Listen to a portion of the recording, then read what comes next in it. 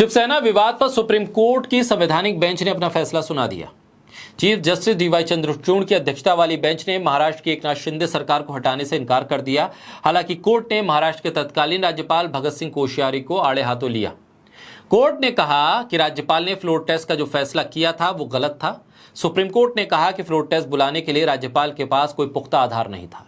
राज्यपाल ने बागी गुट की सुरक्षा की मांग को सरकार का अल्पमत मान लिया। कोर्ट ने आगे कहा कि किसी पार्टी के आंतरिक गुट का समाधान फ्लोर टेस्ट बुलाना नहीं है। हालांकि इस्तीफा दे देने की वजह से ठाकरे गुट को कोई राहत नहीं है।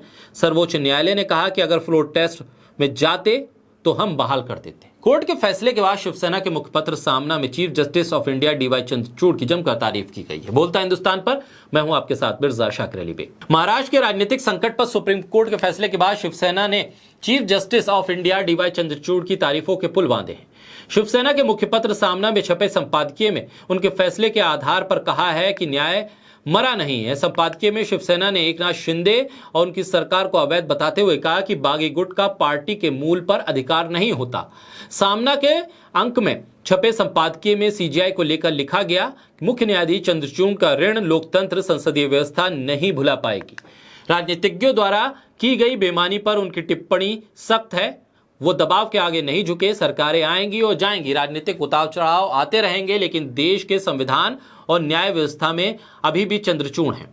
सीजीआई की प्रशंसा करते हुए लिखा गया, मुख्य न्यायाधीश चंद्रचूड़ ने राम शास्त्री की शैली में व्यवहार किया और निडरता से उनके द्वारा पढ़ाए गए फैसले से यह स्पष्ट हो गया कि राजनीति, सत्ता, संवैधानिक संस्थाएं भले ही मर गई हों, लेकिन न्याय मरा नहीं है।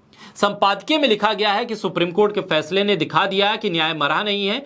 यहां तक कि शिंदे और उनके बागी गुट का अंता वस्त्र भी सर्वोच्च न्यायालय ने उतार दिया। फिर भी जितन मैया के आवेश में वो नाच रहे हैं, तो ये उनका सवाल है। सामना में लिखा गया, महाराष्ट्र में शिंदे की सरकार बनाते समय संसदीय आदर्श, सरकारी तंत्र, राज्यपाल, संवैधानिक प्रावधान जैसे सब कुछ को पैरों तले रौंद दिया गया। अब सुप्रीम कोर्ट ने स्पष्ट किया है कि उद्धव ठाकरे ने स्वेच्छा से मुख्यमंत्री पद से इस्तीफा दे दिया।